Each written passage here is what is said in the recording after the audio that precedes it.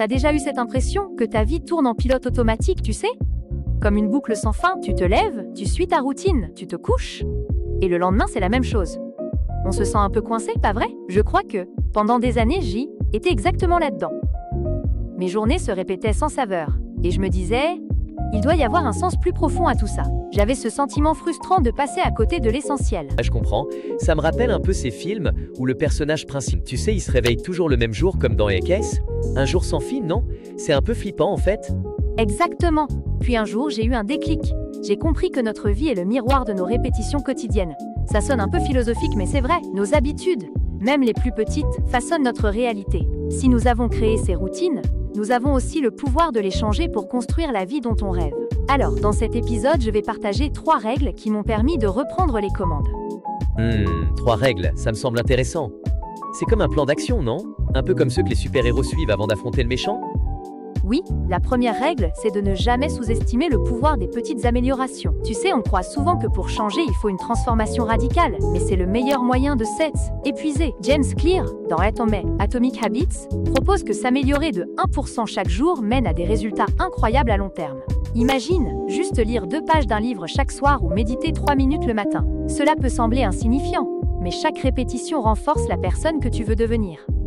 La clé, c'est la régularité, pas l'intensité. Choisis une petite action et commence aujourd'hui. Oh waouh, donc c'est un peu comme si tu sculptais ta vie au jour le jour? Je me demande. Ouais, ça. Canet, est-ce qu'il y a des sculpteurs qui ont commencé juste en coupant des petits morceaux de pierre? Exactement. La deuxième règle maintenant, c'est de comprendre comment fonctionne ton cerveau. Notre cerveau, il économise de l'énergie, il adore les automatismes, tu vois. Pour changer, il faut transformer le système. Deviens l'architecte de ton environnement. Par exemple, pour créer une bonne habitude, rends le signal évident et l'action facile. Tu veux boire plus d'eau? Il suffit de laisser une gourde sur ton bureau.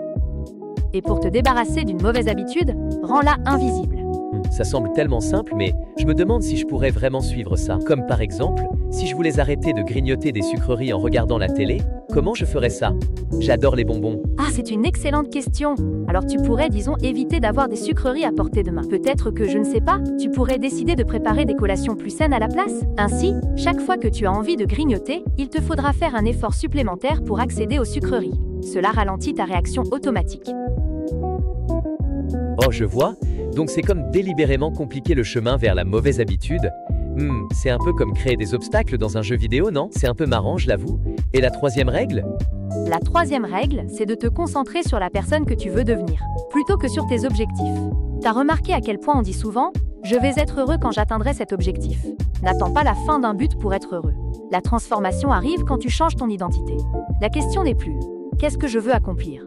Ça me fait penser à ces phrases, je ne sais pas, ces phrases motivantes sur les réseaux sociaux, comme « Sois la meilleure version de toi-même ». Est-ce que des influenceurs sont devenus célèbres juste avec ça? Ah, c'est vrai!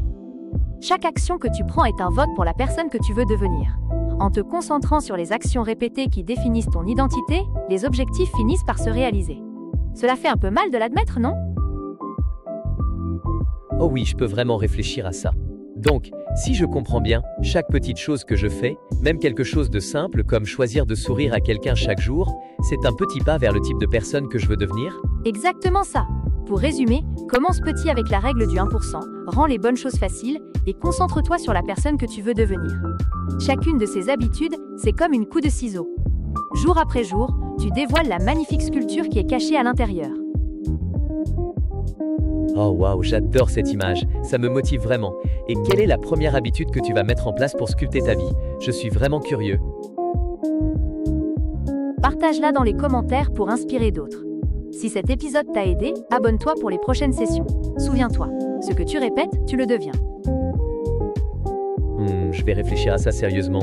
Peut-être que je pourrais commencer par redevenir un lecteur passionné, qui sait?